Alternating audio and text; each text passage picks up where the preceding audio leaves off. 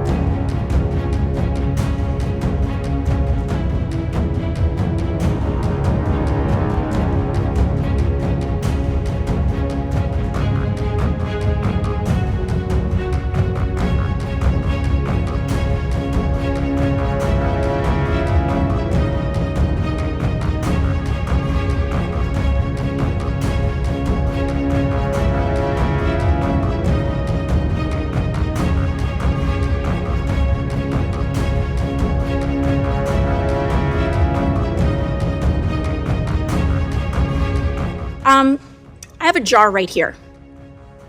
This is the current drinking water in Morgan County, Georgia.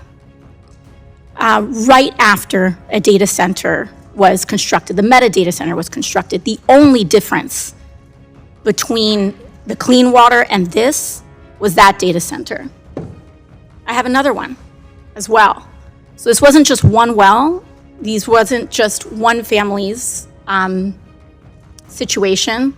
This is what the drinking water now looks like next to that data center. And I think both of us can agree that neither one of these things are drinkable. These families now have to ship, in a rural area, have to ship water to their house in order to cook and bathe themselves.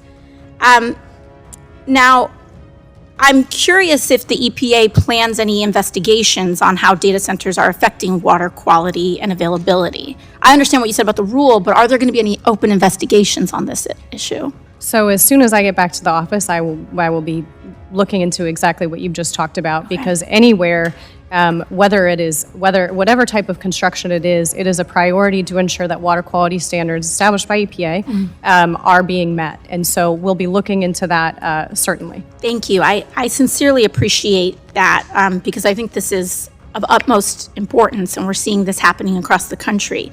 I'd also like to ask about the administration's push to build more data centers by fast-tracking construction. Because the administration's been issuing executive orders to fast-track data center construction when we know that water quality is encountering major issues. Are there any mandates for data centers to do water quality testing prior to construction? Of like coming from a public water supply, drinking water supply sampling? Wells, yeah. I'm not aware of anything like that. However, it doesn't mean I'm just not aware of it. It might exist, Yes, but I'm not. of course. I think it's important that, you as an agency official, we have to make sure we're doing these investigations. And then us, on a congressional level, I'd like to note that I think it's of utmost importance that we also launch congressional investigations into this matter as well, so that we can partner with the EPA and ensure that the drinking water for this country continues to be safe and accessible for the American people. So thank you, Administrator.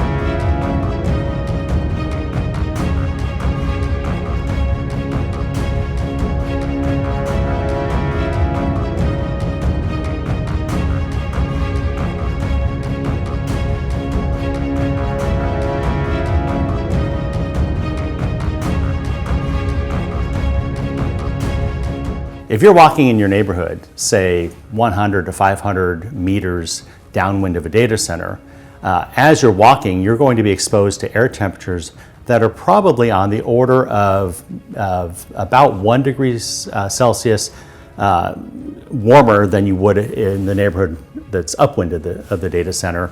And we've actually measured elevations as high as 2.5 degrees Celsius. And so I think there's a number of policy and design questions around siting of data centers and some of the data center infrastructure, but there are also questions about the simple HVAC equipment design and where and how you locate the equipment that rejects this heat, the velocity at which the fans are operating to reject the heat vertically.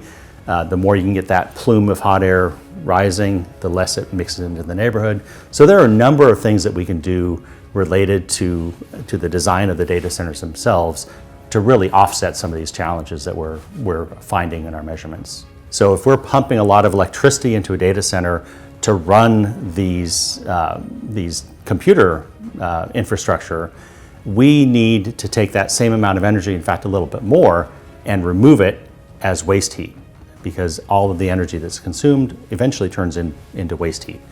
And so what's happening in the data center is that you have these thousands of blades of computer infrastructure that are just electricity hungry. They're taking in a lot of energy to operate, and all of that heat then comes off of the equipment.